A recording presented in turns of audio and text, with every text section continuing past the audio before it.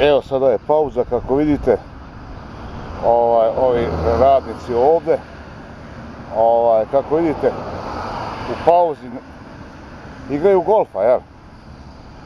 Ništa neobično za Australiju, znači nema stresa na poslu. Evo vidite, koristi se svaka prilika da se trenira malo golf na otvorenom. Evo pogledajte, sad će jedan predivan udarac, jel, da uslijedi ovdje, jel.